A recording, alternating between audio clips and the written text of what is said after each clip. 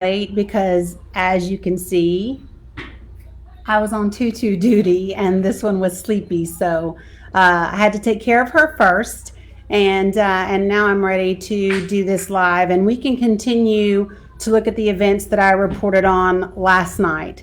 So if you tuned in to last night's broadcast, you heard me talk about several sources who had communicated to me some events that had allegedly taken place during an open heart surgery last week involving the now former CEO of Bristol Regional Medical Center, Greg Neal.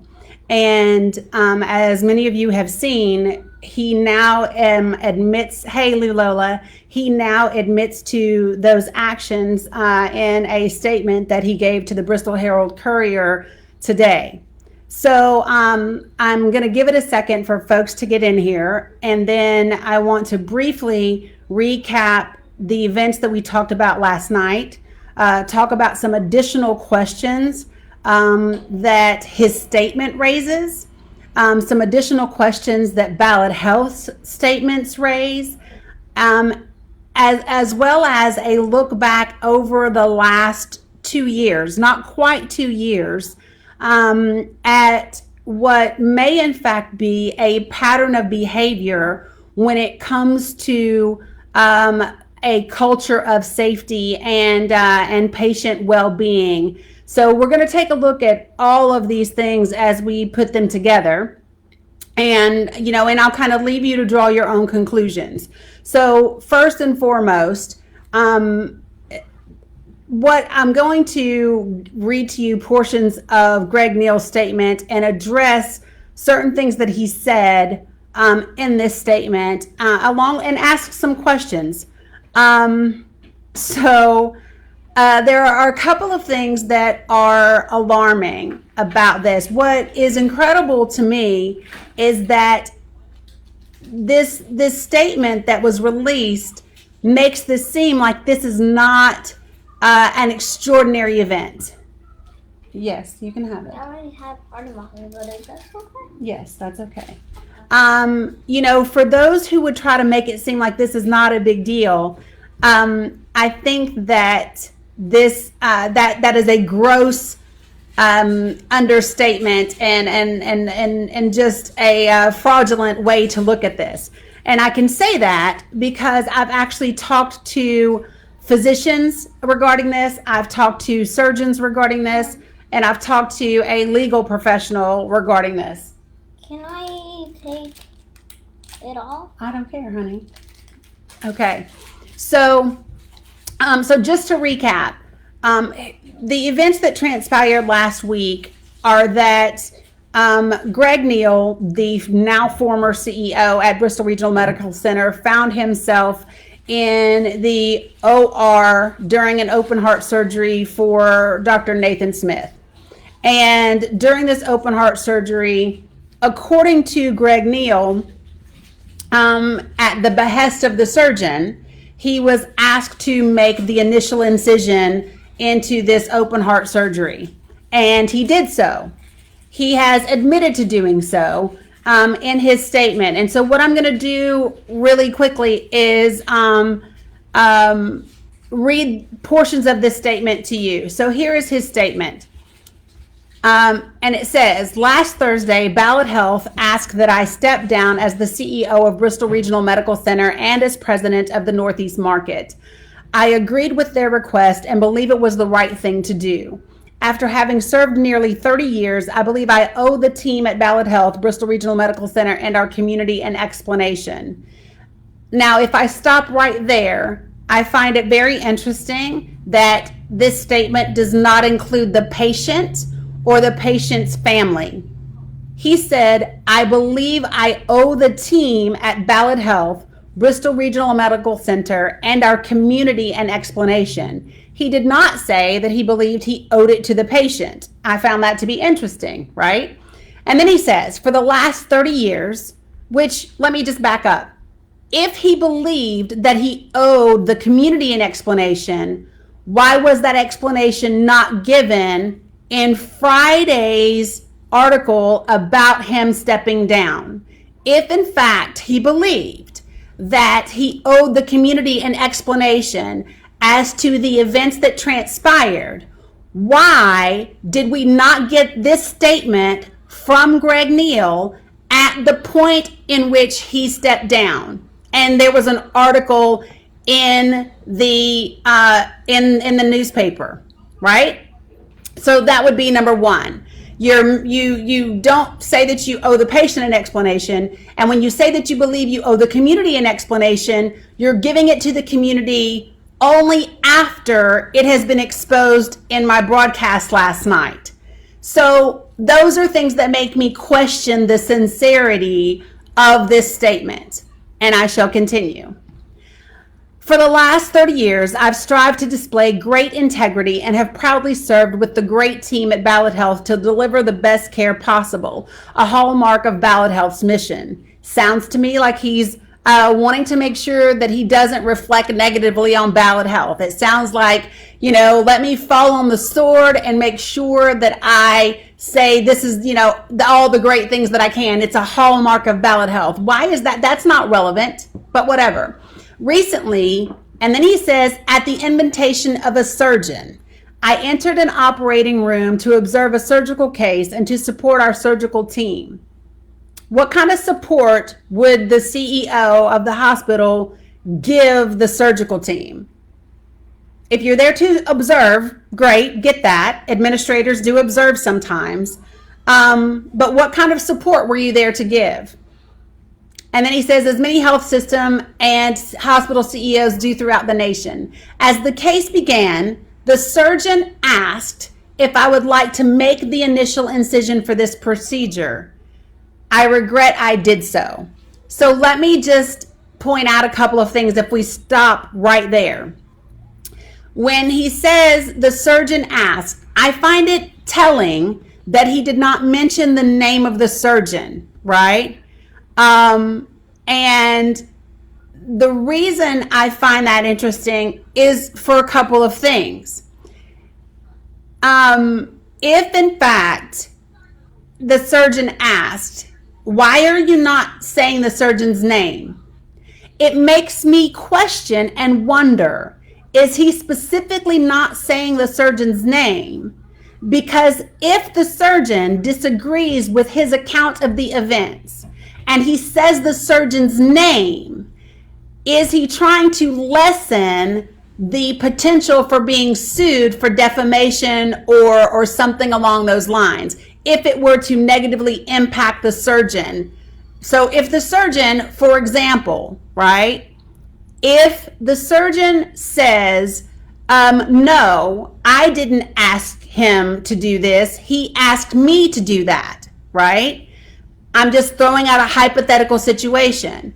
If in fact the surgeon said, nope, I didn't ask him, he asked me, and there's a difference of opinion there. Obviously, there were other people in the room who can attest to what did or didn't happen.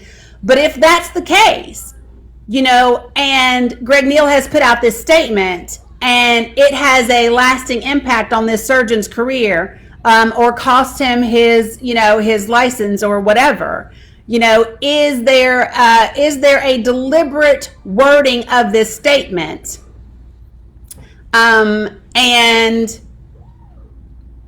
for those reasons, I don't know. These are just questions that come to mind as I read this statement. So let me keep going.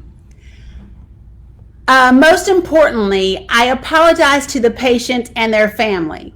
My question is, did you apologize to the patient and their family in person, or is this statement an apology to the patient and their family? This doesn't make it clear to me. Has the family specifically been notified of what happened, and the patient? Does the patient know that they are the ones that this happened to? Because this statement doesn't make that clear. He says, most importantly, I apologize. It doesn't say I apologized, past tense. It says I apologize to the patient and their family. I apologize to the team members of Ballad Health and to the leadership of Ballad Health. While there was no harm to the patient, Now let me just stop right there. There was no harm to the patient. Really? Let's talk about harm. Let's talk about harm. So, would it be harmful to you as a patient if you went under the knife with full confidence in your cardiac surgeon and your team and the hospital and its facilities, and while you were in your most vulnerable state, unconscious, someone took a scalpel and cut your chest open? Would that cause you mental harm? Would that cause you emotional harm? Would this be a traumatic event for this patient to find out what has transpired to them? So when Greg Neal says that no harm came to the patient, I find that to be a very irresponsible and naive statement, because I don't know how there could not have been harm to the patient in this situation, right?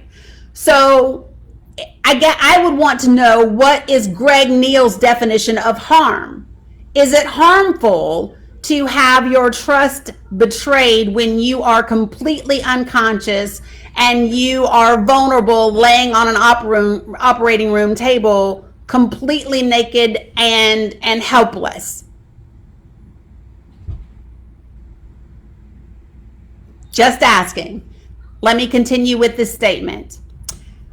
He says, while there was no harm to the patient, my involvement was a clear violation of Ballad Health policy. I want to stop there. It was a clear violation of more than Ballad Health's policy. This is not about Ballad Health's policy. This is about the fact that you practice medicine without a license, which is a clear violation of the law. Let's just call a thing, right? This is not about, oh, I violated their policy. No, this isn't that. You violated the law. You practiced medicine without a license. You took an instrument and cut a man's chest open without his permission. These are things that I think we have to, and let me just be clear. I will not say man, because I don't know if it was a male or a female. Let me back that up. You cut a patient's chest open without permission, right? Without a medical license, without any expertise. I'm looking for my paperwork, y'all, that I had for this, so that I can go over it. And so all of those things definitely matter in this situation, right? Is that it? Y'all know I got babies. Here we go. And then he says, I have always strived. Oh wait, Ballad Health. This is just irrelevant. Ballad Health's mission statement is clear when it says our team will deliver the best possible care. Again, you wonder why this is necessary to put in here. This is not about that. I have always strived to be passionate with my voice and my actions to support the mission. However, in this case, I fell short of meeting the expectations reasonably expected of me. I'm sorry, what? In this case, you fell short of meeting the expectations reasonably expected of you. Okay. I am certainly disappointed. In what? What are you disappointed in? Not that that it was publicly, that now that it's public news, that you potentially face civil and criminal charges. What are you disappointed in? I'm going to continue, but I accept accountability and believe this is the right thing for Ballad Health's patients, its team members, and for the community. If the community is to have confidence in their health system, it means everyone, including senior leaders, must be accountable for fulfilling the mission of Ballad Health. Have y'all noticed how many times Ballad Health is mentioned in this statement? And for adhering to the policies intended to protect patients. There is zero mention of the law here. There is zero mention of the law. And that should tell you a lot. So a lot of times, we've talked about paying attention to what is said, but what is not said, right? Well, but here's the thing, Donna Mumpower, we're not talking about just civil this is the thing that we have to, that people need to pay attention. This is a Class B misdemeanor, practicing medicine without a license. But then you have to talk about whether this was assault, whether it was aggravated assault, whether it was a misdemeanor, or whether it was a felony. There's some things that you also might want to ask about this. So in a lot of senior executive positions, a lot of times in their contracts, and I do not know if this is true about Greg Neal's contracts, but a lot of times in their contract, it will state that if they are, if something like this happens and they are sued, that the corporation would have to pay their legal fees, and would have to pay for their defense. So you might ask, was this statement written by an attorney? Was that a private attorney? Was that Ballad Health's attorneys, one of Ballad Health's attorneys who wrote this statement? These are questions that, and the fact that this statement mentions Ballad Health so many times leaves me with the impression that this is meant to shine favorably on Ballad Health and remove them from culpability as much as possible. But let's continue with this statement. I love this community, he says. Each of the years of service I've given to Bristol and our entire region have been out of genuine affection for our community and our home, and my intentions have always been and will all the more now be to contribute to improving the human condition here and wherever I serve. Serve in what capacity? This is one of my, we'll get there in a second. I'll finish the statement. He says, I am deeply grateful for the tremendous blessing it has been to have served our community in this role, and I will always remain committed to the success of Ballad Health, our hospital, and our community. Well, that's apparent by your damn statement. Let's just be clear about that. Now, when you get to this part, I want to read Ballad Health's statement. So from the Bristol Courier, they say on Monday, Ballad officials also declined to name the doctor, but said that person also no longer works there, which that is something that transpired between Friday and Monday, because on Friday, the information that I received and had confirmed yesterday was that that person's privileges had been revoked, but they had not been terminated at that time. But anyway, so here is their statement right now, and I'm going to quote Ballad Health from the Bristol Courier's report. We applaud the team member who used the Ballad Health compliance process to report the issue. Our investigation commenced immediately upon notification through our compliance line and concluded with the actions taken to replace the CEO and separate the physician from employment, according to the statement. This underscores the importance of our compliance program and makes clear that all team members, including senior leaders, are expected to comply with our policies designed to protect patients. To be clear, no one is exempt from complying with our standards, and everyone is expected to comport with our zero harm culture. End quote. Here is where I take issue with that statement. Here is where I take issue with that statement.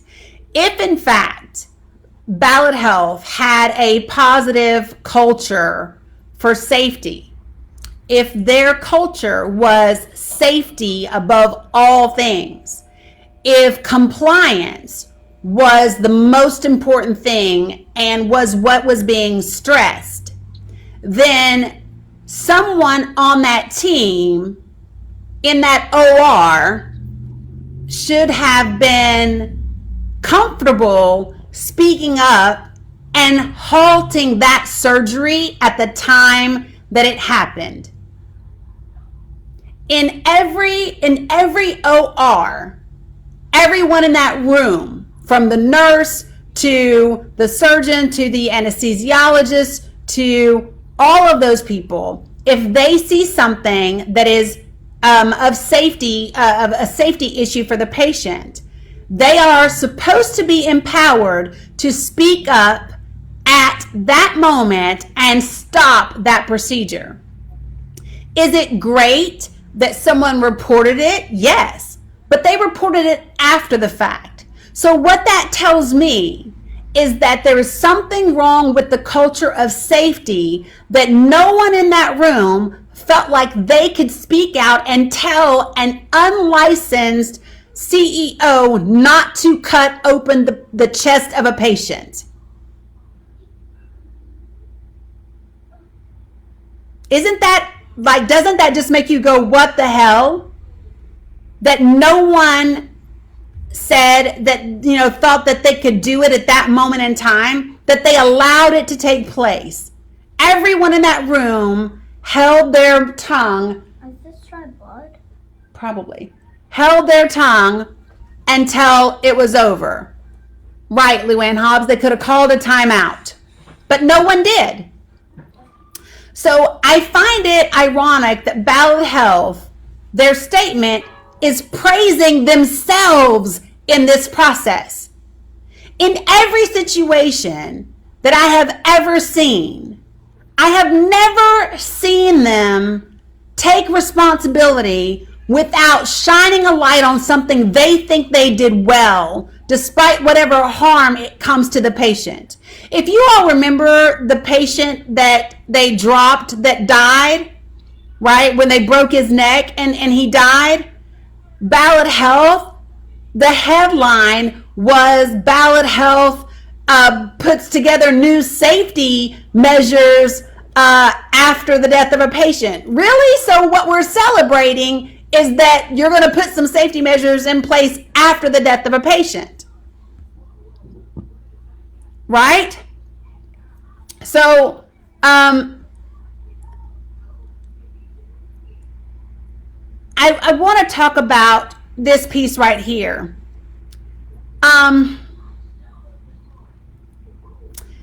This is another part of Ballad's, in a separate statement. Ballad noted Neal's years of service. By accepting responsibility for his actions and the accountability that comes with being a senior leader, Greg demonstrated the integrity that explains why he was such a successful CEO.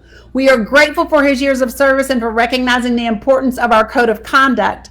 When it comes to an environment of patient safety, there cannot be exceptions, regardless of whether you are the chairman of the board or a newly hired team member. Our policies are serious. We all wish Greg success as he moves forward. I find all of this to be frightening. In what world does a company praise the CEO they've just had to force to resign for cutting open the chest of a patient and say he demonstrates integrity? He demonstrates what we preach here. Really? Is that because of the glowing statement that he wrote that praises you, or that someone wrote that he submitted?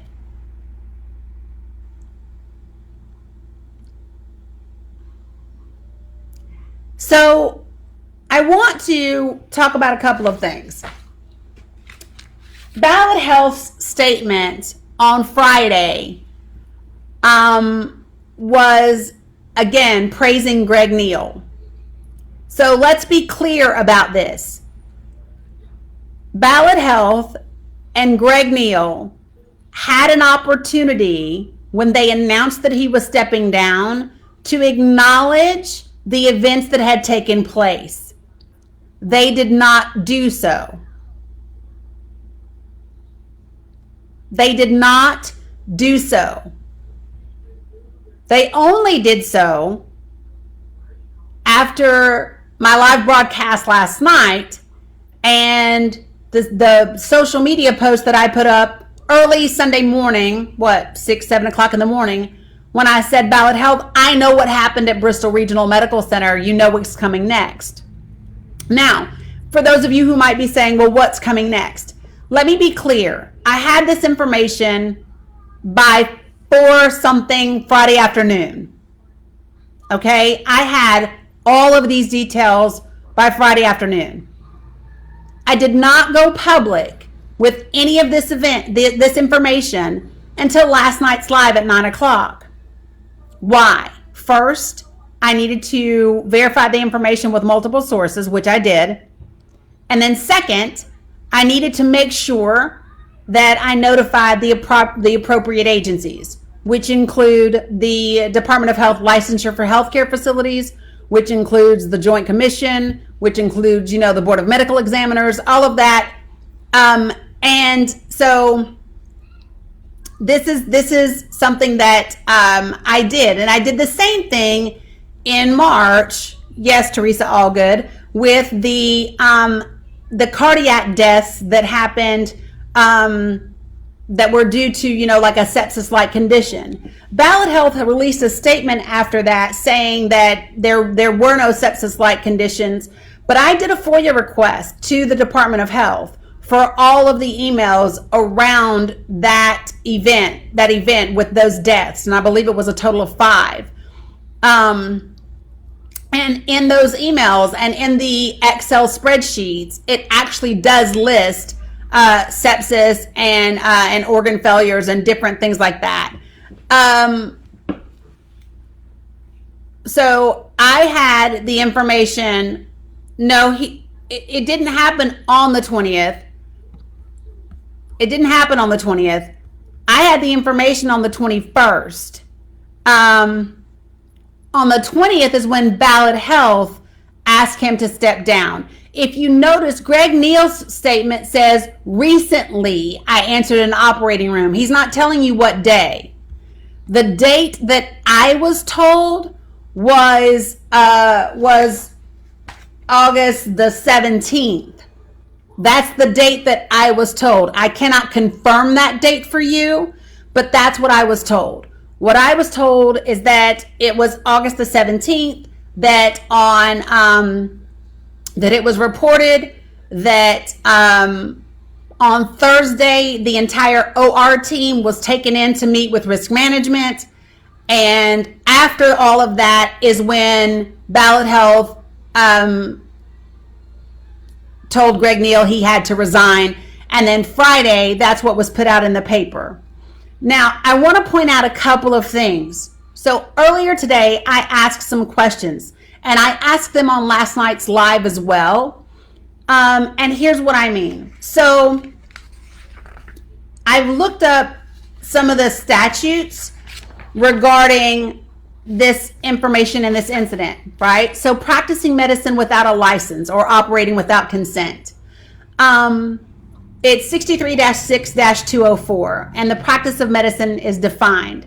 Any person shall be regarded as practicing medicine within the meaning of this chapter who treats or professes to diagnose, treat, operates on, or prescribes for any physical ailment or any physical injury to or deformity of another, right? So I would think, and I think that any reasonable person would think, that if you cut open a person's chest during a surgical procedure, that would qualify as operating on. So I think clearly practicing medicine without a license would be applicable here, which is a Class B misdemeanor. And it says that there's each instance of such practice. So there's each thing is a different instance. Okay. Cutting open someone's chest with a knife may be a separate crime, possibly assault, right? And if the scalpel is considered a deadly weapon, then it could be a felony. Also, if a crime was committed, then there may be a question as to whether or not the physician, the surgeon, was an accomplice, right? So if you look at the legal definition of assault, the statute is 39-13-101. A person commits assault who, 1, intentionally, knowingly, or recklessly causes bodily injury to another. It's my opinion that cutting open someone's chest is a prima facie bodily injury, right? 2, intentionally or knowingly causes another to reasonably fear imminent bodily injury. That doesn't apply because they can't be in fear when they're unconscious. 3, intentionally or knowingly causes physical contact with another, and a reasonable person would regard the contact as extremely offensive or provocative. I would suspect that if I put up a poll right now and asked you if you find cutting open his chest extremely offensive or provocative, most of you would probably say yes. Matter of fact, why don't you just comment now? If you find cutting open someone's chest while they are unconscious on an operating table, especially without a license, and without permission, a unreasonable or offense or offensive, what did I just say? I got to look at stuff. Extremely offensive or provocative, then comment yes. And then I think a jury would feel the same way. I think it's outrageous in my opinion, right? So that's that statute. So then you go on. Thank you all for participating. Hey, Almighty Boo, I hope you're doing well. So as we keep going, then you have to ask yourself about Ballad, and is there any responsibility on their end from a criminal perspective? And here's what I would look at. If Ballad knew the details of what happened, which apparently it did, right?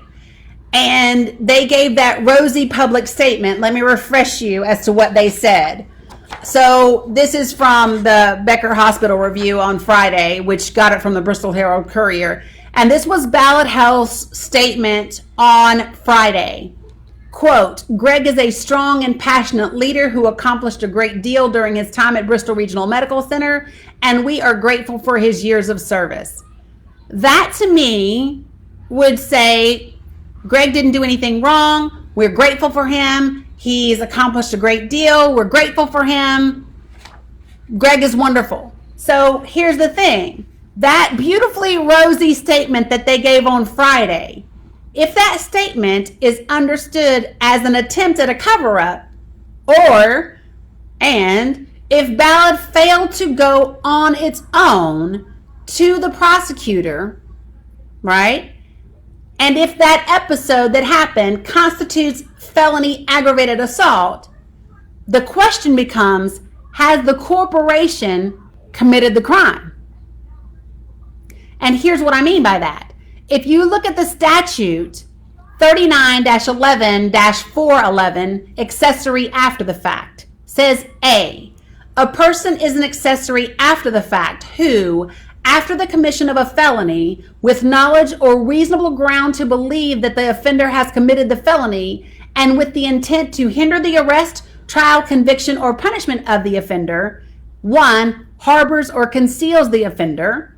So the question becomes, did Ballad conceal the existence of the offense, thereby concealing the existence of the offender? That's a question. Provides or aids in providing the offender with any means of avoiding arrest, trial, conviction, or punishment. Warns the offender of impeding apprehension or discovery.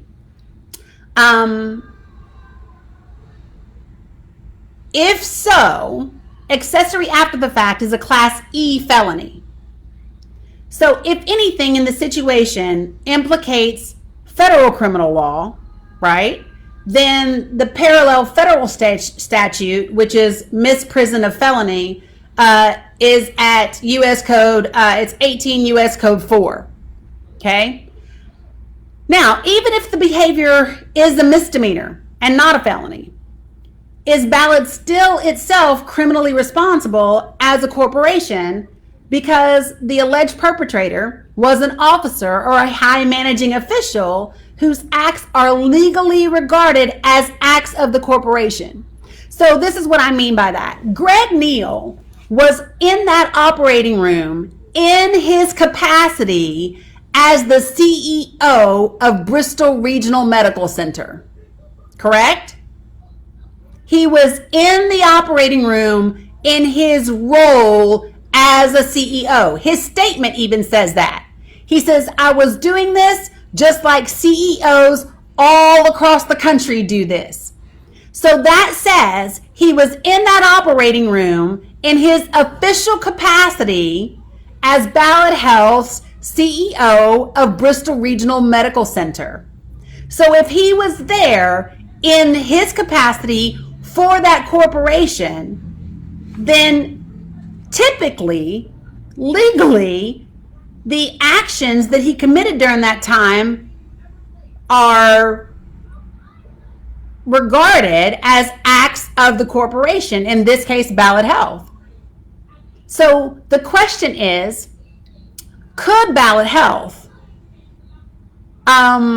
be held criminally responsible for these actions, whether they be a misdemeanor or a felony?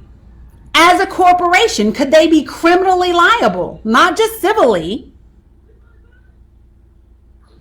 So if you look at the statute for corporate liability, which is 39-11-404, a corporation commits an offense when, 1, the conduct constituting the offense consists of an intentional failure to discharge a specific duty imposed upon corporations by criminal law. 2, the conduct constituting the offense is engaged in, authorized, commanded, or knowingly tolerated by the board of directors or by a high managerial agent acting within the scope of the agent's employment on behalf of the corporation. 3, the conduct constituting the offense is engaged in by an agent of the corporation acting within the scope of the agent's employment and on behalf of the corporation, and the offense is a misdemeanor, or the offense is one defined by statute which indicates a legislative intent to impose criminal liability on a corporation. Right? The following definitions apply to in this part unless the context requires otherwise. So agent means any officer, director, servant, or employee of the corporation or any other person authorized to act on behalf of the corporation. High managerial agent means an officer of a corporation or any other agent of a corporation who has duties or such responsibility that the agent's conduct reasonably may be inferred to represent the policy of the corporation. So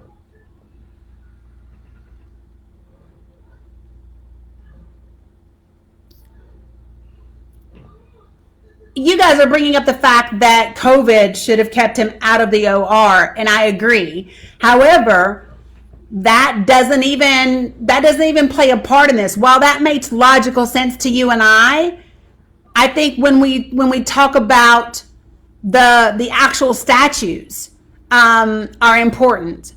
And I think the fact that people want to minimize this is outrageous. It is absolutely outrageous to categorize this as a poor decision. A poor decision is running a red light. A poor decision is smoking. A poor decision is not working out when you know your ass needs to lose weight and you have high health risks. A poor decision is not balancing your checkbook.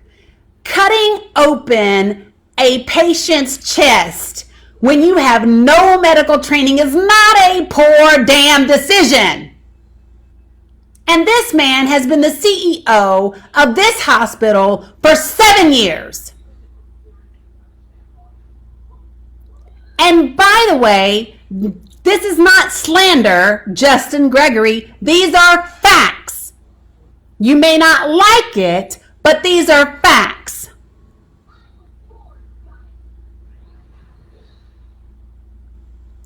And by the way, I hope that no one without a medical license who would be willing to cut open a patient would be willing to go into hospital administration, sir.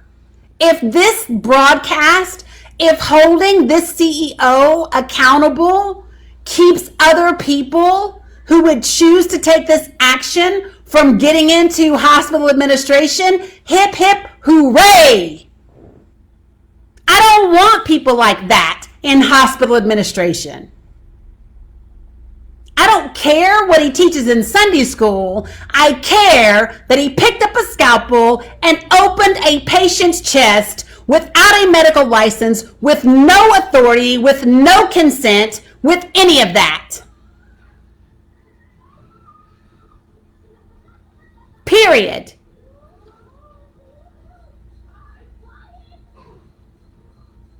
This was not a mistake. This is what it is.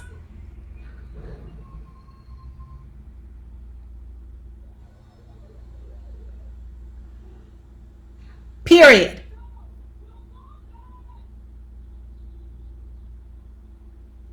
You know, there's this thing around here, whether it's politicians or hospital administrators, that people get mad when you point out the things that they do in their roles, in their professional roles, because they go to church with you, they grew up with you, they went to school with you, they're a good guy. Listen, I don't care who he is to his family. I don't care who he is in church. I haven't criticized him as an individual. I have criticized, and I am criticizing, which up until now I haven't really criticized, I just stated fact. Let me just say, I am criticizing his judgment as the CEO of Bristol Regional Medical Center with Ballad Health. So let's just be clear about that.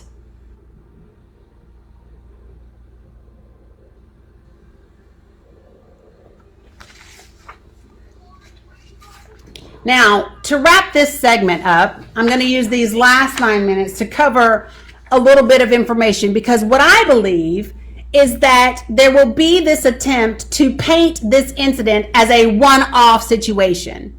That this is just something that Greg Neal did. He will fall on the sword. This physician will fall on his sword. And Ballad Health will say, we did the right thing as soon as we knew, right?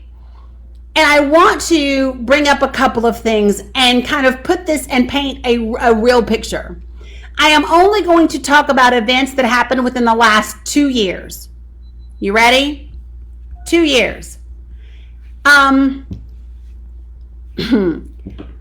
November 30th, 2018, Laughlin Hospital, under Ballad Health's leadership and administration, was issued an immediate jeopardy over a patient death incident. In July 30th, 2018, Johnson City Medical Center had a patient abuse harassment incident. Johnson City Medical Center, immediate jeopardy and patient death incident on March 27th, 2019. Now, I want to talk about, I did lives about these instances already. But these incidents were on the Centers for Medicaid and Medicare's hospital deficiency report. You can read it for yourself. It's in the Citizens Advocacy-Ballad Health group that I created. This document is in there. In addition to that, I want to briefly read to you, in one of these incidents, 2 nurses forfeited their licenses in lieu of having them revoked. And I want to review and detail for you just part of what happened. And again, these documents are in there for you to review. But this is actually from the Tennessee Board of Nursing. And I'm going to read part of this so that you know what happened.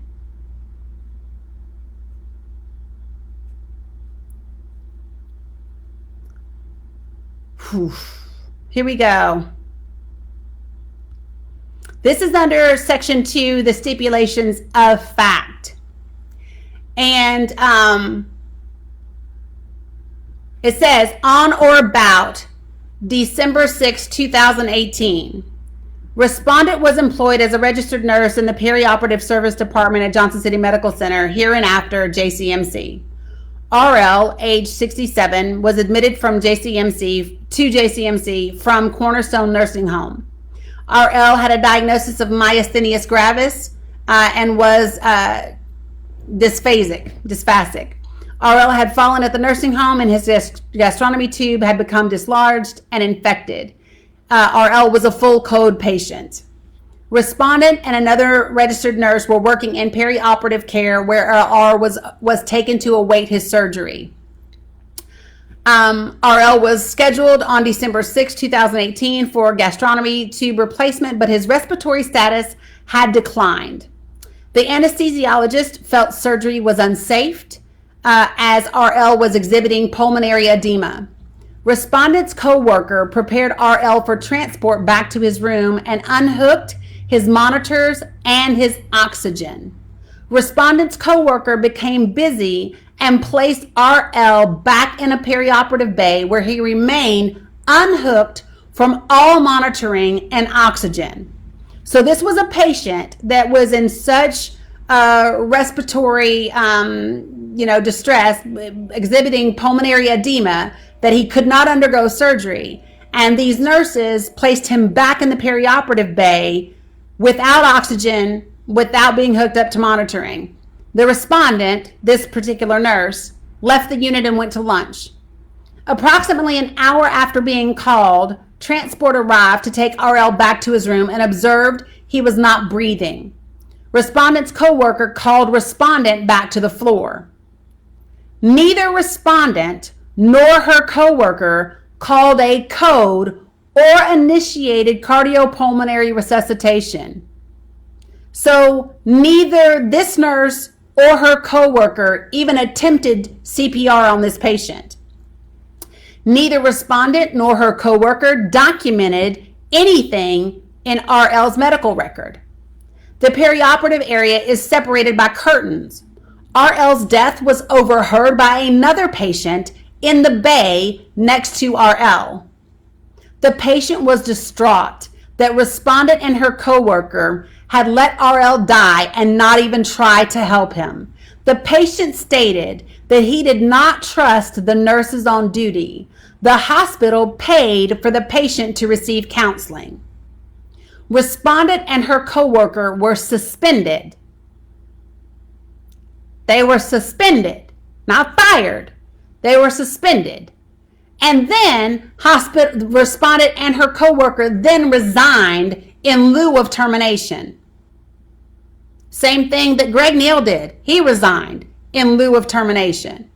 When interviewed by the Department of Health's investigator, the respondent admitted the following. Respondent stated that she felt RL was in the process of dying from the time he was taken to the perioperative floor. Respondent admitted that she checked on RL at least once. Respondent did not document in RL's medical record that she checked on RL. Respondent admitted that she observed RL gurgle the entire time after he was moved back to the perioperative floor. Respondent failed to report this potential change in RL's condition to RL's treating physician or surgeon. Respondent failed to document this change in his condition in the medical record. Respondent failed to hook RL to any monitors. This nurse heard him gurgling and told no one. Didn't report it, didn't put it in his records.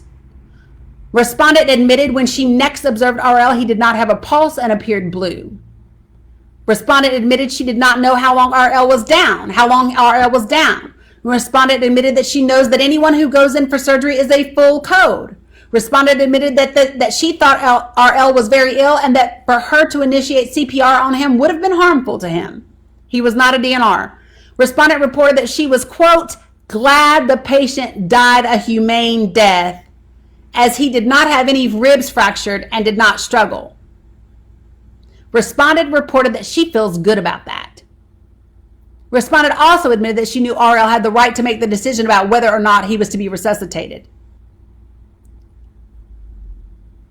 The board let them surrender their licenses rather than be revoked.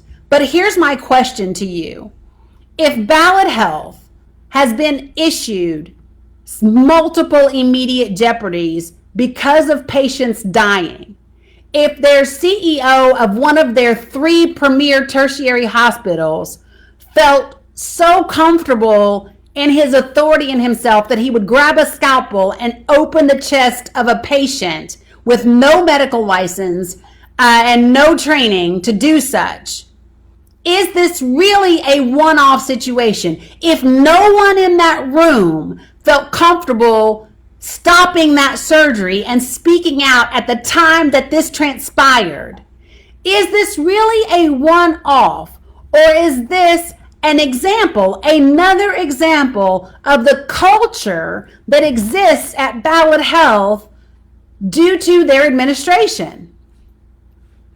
That is the question that I believe has to be asked, because we are looking at multiple deaths, multiple immediate jeopardies, and this transgression that broke the law.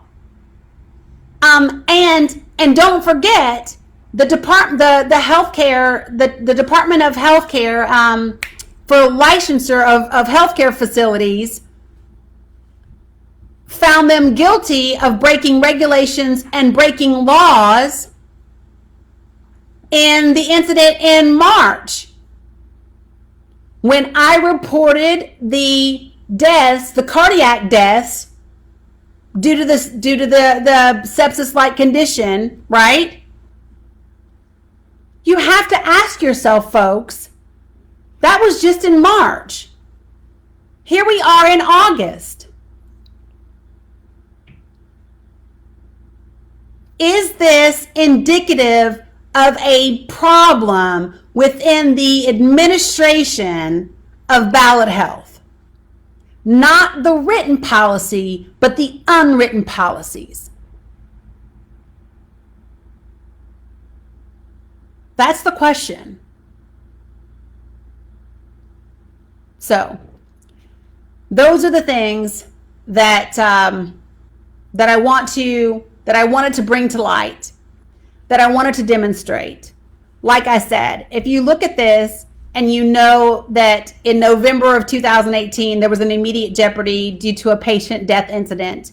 If you know that there was an immediate jeopardy and a patient death incident that was investigated in March of 2019. If you look at the investigations that took place last September, if you look at the investigations that took place in March of this year, where they were found to have broken regulations and broken laws. And if you look at the actions that one of their CEOs took just last week, is this a pattern of behavior at Ballad Health? Because those immediate jeopardies happened at JCMC, at Laughlin, right? The other investigation was because of Indian Path, Holston Valley, and now Bristol. That's 5 different hospitals. See, if these things were happening at only one facility, but this is happening, this isn't malpractice, Lisa. He doesn't have a license.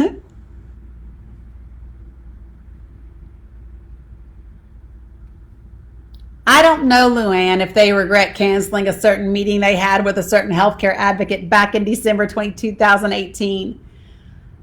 I can tell you that I regret that they canceled that meeting, because I had offered to help back then. You know, I wanted to help find a way to make this work, and they did not want that. They wanted their way or no way. So that's all I have for you all tonight, folks. I have three other stories that I'm working on right now with regard to Ballad Health. For those of you all who sent me messages today, I've been in touch with 2 or 3 of you. Have not had the capacity to talk to everyone else, but I will get with you. I'm balancing a lot right now, so just give me a minute, and we'll keep moving forward, and I will assist in any way, shape, or form that I can. So I appreciate you all. You guys be amazing, be light, be love. Peace. Done.